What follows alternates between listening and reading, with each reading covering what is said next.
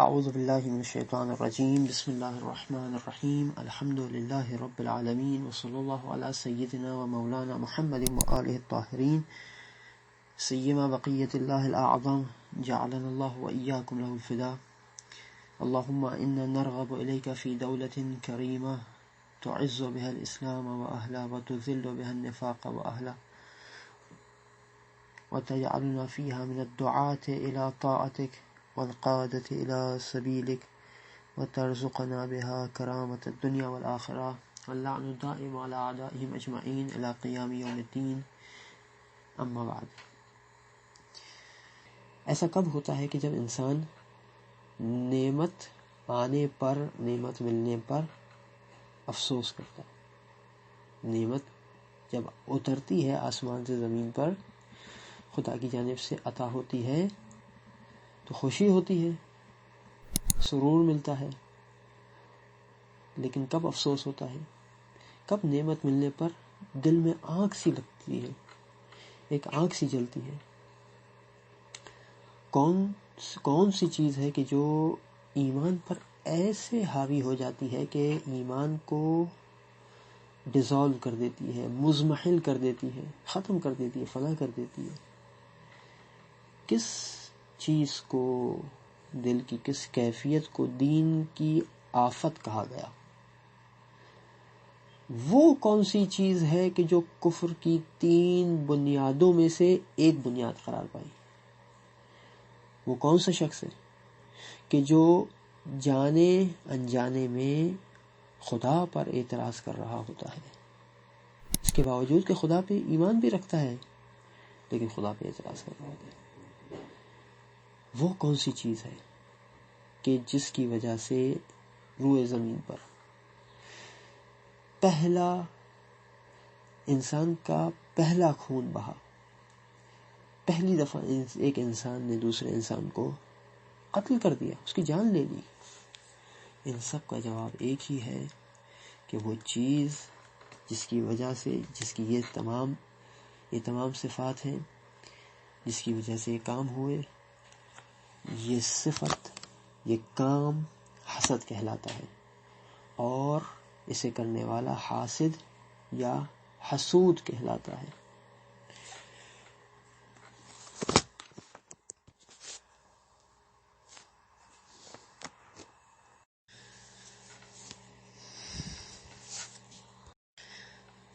یعنی نعمت کے آنے پہ خوشی ہونی چاہیے تھی، اچھا لگنا چاہیے تھا کہ چلو کسی کو ہی صحیح نعمت ملی تو صحیح. اس کی جگہ افسوس ہوتا ہے، دل میں آنکھ سی لگتی ہے. انسان حسد کی وجہ سے اپنے اندر ایک ایسی بے چینی، ایک ایسا اضطراب محسوس کرتا ہے، اپنے ہی آپ کو عذاب میں مبتلا کر دیتا ہے. وجہ کیا بنتی ہے؟ وجہ یہ حسد ہوتا ہے. کسی کو جب نعمت ملتی ہے، اس نعمت کے ملنے پر کسی کے پاس جب نعمت دیکھتا ہے، کسی کے پاس جب نعمت آتا ہوا دیکھتا ہے، ضروری نہیں کہ نعمت مل گئی ہو، ابھی صرف دیکھ رہا ہے کہ ابھی اس تک نعمت پہنچ رہی ہے، یہ نعمت کے قریب ہو گیا ہے، اسے افسوس ہوتا ہے. یہ کیفیت بڑھتی ہے تو کہاں تک لے جاتا ہے؟ دل ہی دل میں تمنا کر رہا ہوتا ہے کہ کسی طرح سے یہ اسے نہ ملے، یا اسے مل گئی ہے تو یہ چھن جائے اس سے. اور آگے بڑھتا ہے، یہ کیفیت اور پکی ہو جاتی ہے تو وہ اس نعمت کو دور کرنے کے لیے کوششیں کرنے لگتا ہے. یہ حسد کی تعریف ہے، یہ حسد کی حقیقت ہے کہ حسد کسی کے پاس نعمت دیکھ کر اسے افسوس کرنا، اس سے چھن جانے کی تمنا کرنا، اور اگر بڑھ جائے تو اس نعمت کو دور کرنے کے لیے اس کوشش کرنا. آئیے تھوڑا سا مزید انالیسس کرتے ہیں، تھوڑا سا اس کا تجزیہ کرتے ہیں. دیکھتے ہیں کہ کوشش کرتے سمجھنے کی انسان کن مراحل سے گزر رہا ہوتا ہے جب یہ کیفیت اس کے دل میں پیدا ہوتی ہے. جب کسی کے پاس کسی بھی قسم کی برتری دیکھتا ہے، اب وہ برتری کس قسم کی ہو، اب چاہے وہ کوئی نعمت ہو، کوئی چیز ہو، آج کل کے اعتبار سے دیکھا جائے اس کے پاس مال و دولت زیادہ ہو، یا اچھا گھر ہو، یا اچھی گاڑی ہو، یا اسی طرح سے اچھا موبائل فون ہو، اچھی اسکول میں پڑھتا ہو، اچھی جگہ جاب کرتا ہو، اچھا کیریئر ہو، اچھے خاندان میں رشتہ ہو، اچھے خاندان سے تعلق رکھتا ہو، یا کوئی اچھا عہدہ ہو، اچھا منصب ہو، یا لوگوں کے درمیان زیادہ پذیرائی ہو، بہت ساری چیز ہو سکتی ہے، لوگ اسے پسند کرتے ہو. دین کے اس میں بات کریں، کوئی ایسا دینی کام کرتا ہو کہ جس سے لوگ اسے پسند کرتے ہو، یا اس کی تاثیر بہت اچھی ہو، اس کی وجہ سے بہت سارے لوگوں میں تبدیلی آئی ہو، کوئی بھی اچھی چیز، کوئی بھی اچھا کام، کوئی بھی اچھی صفت،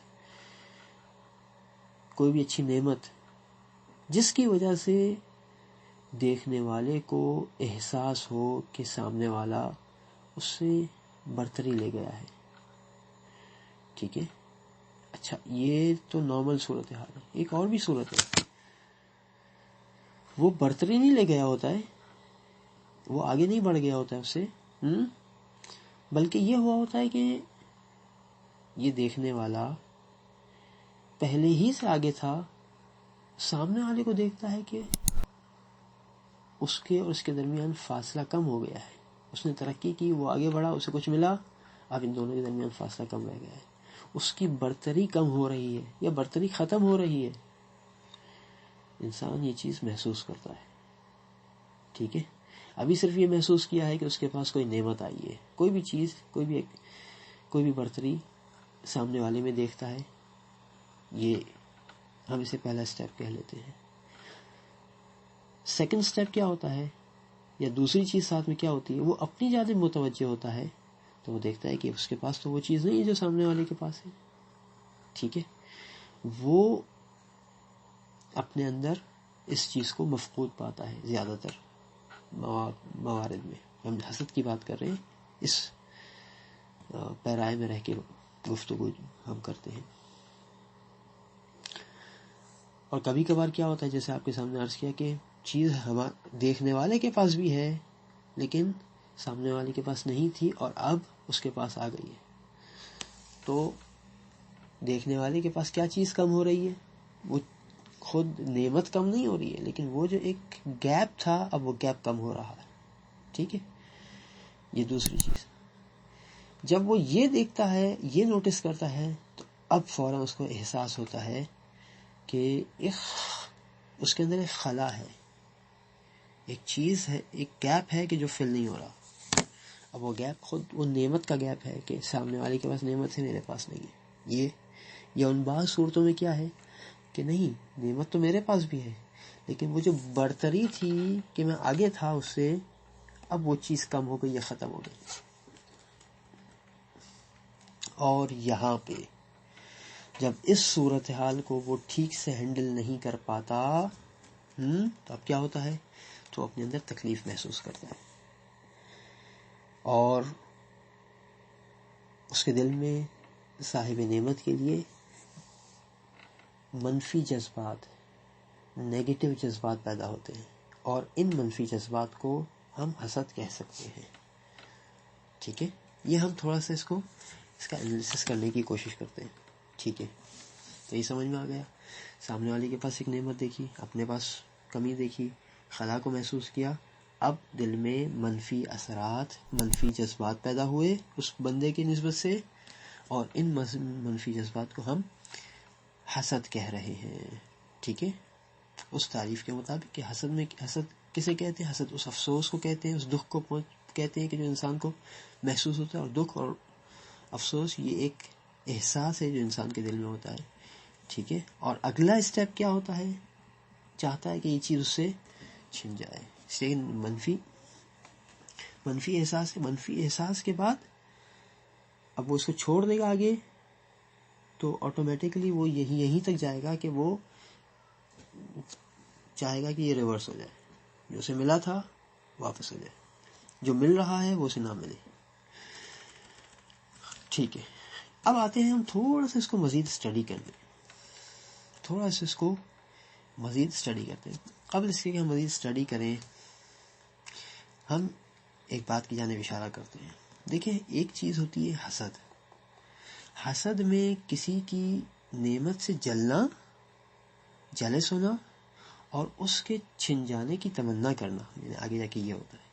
جبکہ رشک، اس کے مقابلے میں ایک چیز ہوتی ہے رشک کھانا، اور جسے عربی زبان میں غبطہ کہتے ہیں. غبطہ، رشک یعنی کسی کی نعمت دیکھ کر خوش ہونا، واہ کیا اچھا گھر ہے، کیا اچھے پردے لگے، کیا اچھا کپڑا پہنا ہے تم نے، ٹھیک ہے، کیا اچھی جاب ہے تمہاری، کیا اچھی کالج یونیورسٹی ہے تمہاری جس میں تم پڑھ رہے ہو. خوش ہونا اور اپنے لیے بھی ایسی نعمت کی تمنا کرنا. حسد بری چیز ہے، رشک بری چیز نہیں ہے، اچھی چیز ہے. ہو، اس مطلب کی جانب آگے بڑھتے ہیں. جو ہم نے انالیسس کیا تھا، ہم تھوڑا سا جو 3 سٹیپس ہم نے بنائے تھے ان کے اوپر آ کے رک کر دیکھتے ہیں. ہم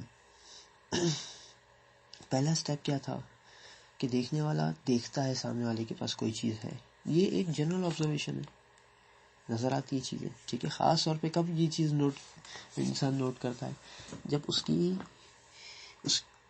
جب وہ چیز اس کے لیے اہم ہوتی ہے، جو چیز خود پسند کرتا ہے. مثلا کسی کے لیے موبائل فون اہم ہے، اس کو پسند ہے اچھا موبائل رکھنا یا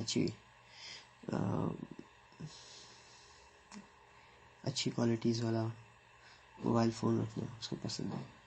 تو وہ اس کو کسی کے پاس بھی اچھا فون فوراً سے نظر آئے گا، یعنی وہ اس کو نوٹ کر لے گا. کسی کو اچھا پہننے کا شوق ہے تو اچھا پہننے کو، اچھا کپڑا کسی نے پہنا ہوگا تو اسے نوٹ کر لے گا.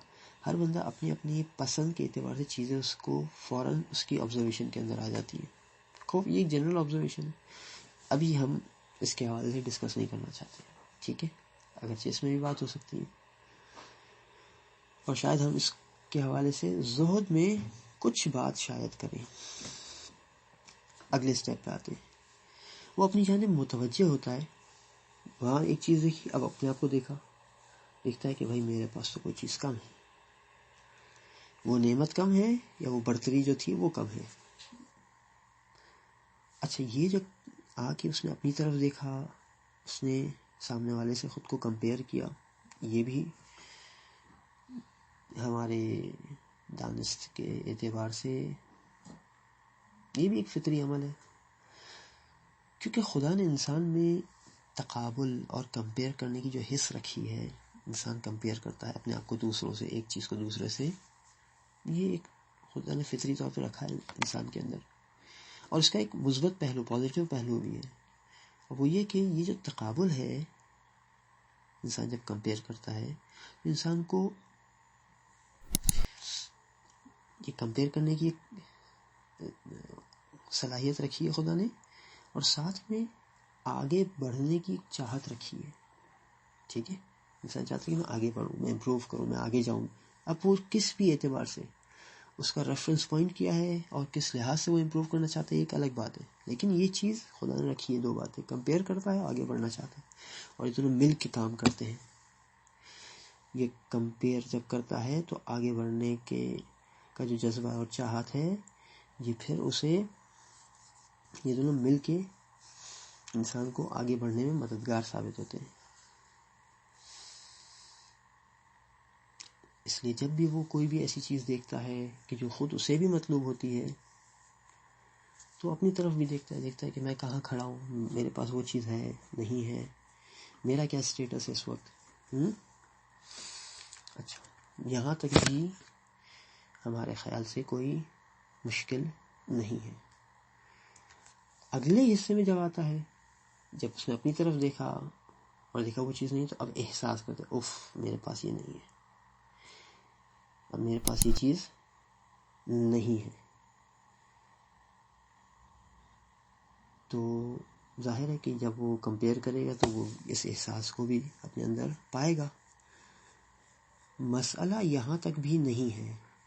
اگلے سٹیپ میں دیکھیے کیا ہوتا ہے. جب وہ یہ احساس اس کے اندر آتا ہے، اب یہاں پہ ایک چیلنج ہے اس کے لیے. وہ کیا؟ وہ یہ کہ یہاں اسے سچویشن کو صحیح سے ہینڈل کرنا ہے. صحیح سے ہینڈل کرنا ہے. اس کے لیے ہم 2 پوائنٹس کی جانب اشارہ کرتے ہیں. نمبر 1 یہ ہے کہ اسے یہ فرق کرنا چاہیے کہ خدا نے اس کے اندر جو جذبہ رکھا ہے آگے بڑھنے کا، ٹھیک ہے، کسی بھی لحاظ سے آگے بڑھنے کا، خود آگے بڑھنے میں اور یعنی خود ترقی کرنے میں اور دوسروں کے مقابلے میں آگے بڑھنے میں، دوسروں سے آگے بڑھنے میں 2 چیزوں میں فرق ہے. ٹھیک ہے. تو جو چیز آئیڈیلی انسان کو سوچنا چاہیے وہ یہ کہ میں نے آگے بڑھنا ہے، یعنی می مائی سیلف، مجھے آگے بڑھنا ہے. دوسروں کے مقابلے میں آگے بڑھنا یہ ایک دوسری چیز ہو جاتی ہے. ٹھیک ہے. خود آگے بڑھنا چاہیے، بالکل بڑھنا چاہیے، جہاں جہاں وہ اپنی حدود کے اندر رہتے ہوئے، کہ جو اگلے ٹاپکس کے اندر آئیں گی بات. لیکن دوسروں سے آگے بڑھنا، یہاں پہ سوال کرنا چاہیے کہ واقعی مجھے اس طرح سوچنا چاہیے کہ مجھے دوسروں سے آگے بڑھنے کا جذبہ ہو. پھر ممکن ہے کہ بعض جگہوں پہ اس کو جواب ملے یس، ہاں مجھے یہاں پہ دوسرے سے آگے بڑھنا ہے، مجھے اس سے آگے بڑھنا ہے. ٹھیک ہے. تو دوسرے سے جب آگے بڑھنا اگر جہاں پر درست ہو تو یہاں پر بھی اسے 2 باتیں اپنے ذہن میں رکھنی چاہیے. پہلی بات یہ کہ اگر مجھے اس سے آگے بڑھنا بھی ہے اور اسے کوئی نعمت ملی جو چیز مجھے چاہیے اور میں چاہتا ہوں کہ اس سے آگے بڑھوں، تب بھی پہلی بات یہ کہ اسے دوسرے کے لیے اچھے احساسات رکھنے چاہیے. کیوں؟ ریزن نمبر 1، اگر سامنے والا مومن ہے تو اس مومن کا حق یہ ہے میری گردن پہ، میرے ایمان کا تقاضا یہ ہے کہ میں اس کے لیے خیر طلبی اور خیر خواہی رکھوں، ہمیشہ اس کے لیے اچھا چاہوں، اور اس کو اچھا ملنا، اس کو جو بھی چیز اچھی ملے مجھے خوش ہونا چاہیے. اسی لیے بعض روایات میں آیا ہے کہ مومن کا دوسرے مومن پہ کیا حق ہے کہ جب اسے نعمت ملے تو مجھے خوشی ہو. جیسا کہ ایک سگے بھائی کے ساتھ ہونا چاہیے، ہوتا ہے بھائی کے ساتھ، بہن کے ساتھ، کسی اپنے کے ساتھ ہوتا ہے کہ وہ آگے بڑھتا ہے، خوشی ہوتی ہے. کیوں؟ اس لیے کہ میں اس کو اپنے مقابل میں نہیں دیکھ رہا ہوتا، بلکہ اس کا آگے بڑھنا مجھے ایسا لگتا ہے کہ جیسے میں ہی آگے بڑھا. یہ جو رشتہ ایمان ہے. نمبر 1، فرض کریں کہ وہ مومن نہیں بھی ہے یا مومن ہے بھی، تب بھی یہ چیز مزید اس بات کو سٹرونگ کرتی ہے کہ کیوں اچھا لگنا چاہیے. یہ دیکھ کر کہ اس نے محنت کی ہے، اس نے کوشش کی اور اسے پھل ملا. He deserves، اس کا حق بنتا ہے کہ اس کو ملے. ٹھیک ہے. اچھا، پھر اگین اچھا سوچنا چاہیے، اچھی فیلنگ رکھنی چاہیے اس کے لیے. جو محنت کرے اس کو ملنا چاہیے. جیسے میں خود اپنے لیے پسند کرتا ہوں کہ میں محنت کروں مجھے ملے، وہ محنت کرے اس کو مل رہا ہے، اس میں برا محسوس کرنے والی کیا بات ہے. ٹھیک ہے. اگرچہ مجھے اس سے آگے بڑھنا ہے لیکن اس نے محنت کی ہے، اس کو ملا ہے. نمبر 3، تیسری چیز یہ ہے کہ خوب ہو سکتا ہے کہ کبھی بغیر محنت کے بھی کچھ چیزیں ملتی ہو.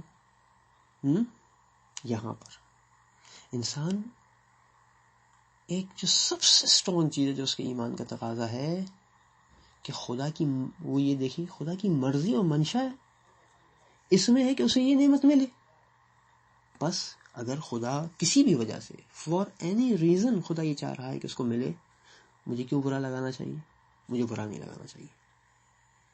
تو یہ 3 وجوہات ہیں جن کی بنا پہ مجھے کسی کے پاس نعمت ملتے ہوئے دیکھوں تو مجھے برا نہیں لگنا چاہیے، مجھے اچھا لگنا چاہیے. ایک دوسری بات یہ کہ فرض کریں کہ میرا اگر کسی جگہ پہ اس سے کمپٹیشن کرتے ہوئے آگے بڑھنا درست ہو، اچھا ہو. ٹھیک ہے. اب میں اپنے لحاظ سے دیکھوں، کیا دیکھوں؟ میں اپنی طرف سے وہ انپٹ دوں جس کی وجہ سے میں آگے بڑھوں، بغیر یہ چاہے کہ میں اسے میں اپنی طرف سے محنت کروں، میں اپنی طرف سے انپٹ دوں اور آگے بڑھنے کی کوشش کروں، لیکن اس کے اندر ساتھ میں یہ احساس کہیں نہ آئے کہ میں اسے پیچھے کرنے کے لیے، اسے نیچا دکھانے کے لیے، اس کی تحقیر کرنے کے لیے یہ سب کام کر رہا ہوں. نہیں، میں اپنی منزل تک پہنچنے کے لیے کام کر رہا ہوں. کیا کروں؟ یعنی یہ ایسی چیز نہیں ہے کہ اسے بھی مل جائے مجھے بھی مل جائے، کوئی بات نہیں. اور یہ میرا اس چیز کو ٹارگٹ بنانا درست ہے، دین کی تعلیمات کے مخالف نہیں ہے، بلکہ کبھی کبھار مطلوب بھی ہو. میں نے اسے ٹارگٹ بنایا ہے، میں اسے اچیو کرنے کے لیے کوشش کر رہا ہوں، بغیر کسی کو نیچا دکھائے، بغیر کسی کی تذلیل کیے، بغیر کسی کی اہانت کیے، بغیر کسی کو تکلیف پہنچائے میں اپنی منزل کی طرف گامزن ہوں. اور ساتھ میں کوئی بھی ایسی حرکت نہیں ہونی چاہیے کہ جو شریعت کے دائرے سے باہر ہو یا اخلاق کے دائرے سے باہر ہو. غیر شرعی اور غیر اخلاقی کوئی کام نہیں کرنا چاہیے. اگر یہ اس طریقے سے ہے تو جو ہماری سمجھ ہے ابھی تک، جو ہمیں محسوس ہوتا ہے وہ یہ کہ یہ اب تک بھی حسد نہیں ہے. ٹھیک ہے، تو لہٰذا انسان کو یہاں پہ انسان اٹھ کے سوچ سکے ان چیزوں کو، انہیں فرق کر سکے، تو یہ اس کے لیے مددگار ثابت ہو سکتا ہے کہ وہ اپنے آپ کو کس طرح اس نیگیٹو فیلنگ سے باہر نکالے، اگلے کے لیے پازیٹیو فیلنگ رکھے، اور خود بھی اپنے مقصد تک پہنچنے کی کوشش کرے اور آگے بڑھتا رہے.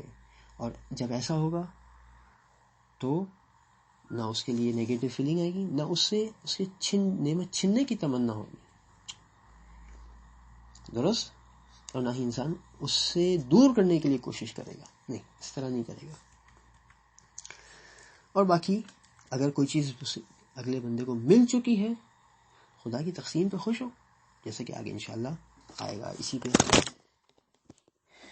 کا آج اکتفا کرتے ہیں، اور اس کے بعد ہم انشاءاللہ دیکھیں گے کہ قرآن آیات میں احادیث معصومین علیہ السلام کے اندر حدیث حسد کے حوالے سے کیا باتیں ہوئی ہیں، کیا اسباب ذکر کیے جاتے ہیں حسد کے حوالے سے، اور اس کا کس طرح سے علاج کیا جا سکتا ہے. ھذا والحمد للہ رب العالمین، وصلی اللہ علی محمد وآلہ الطاہرین. سبسکرائب کیجئے ذکر ٹی وی اور اس علم کے سفر میں ہمارے قدم کے ساتھ قدم ملائیے.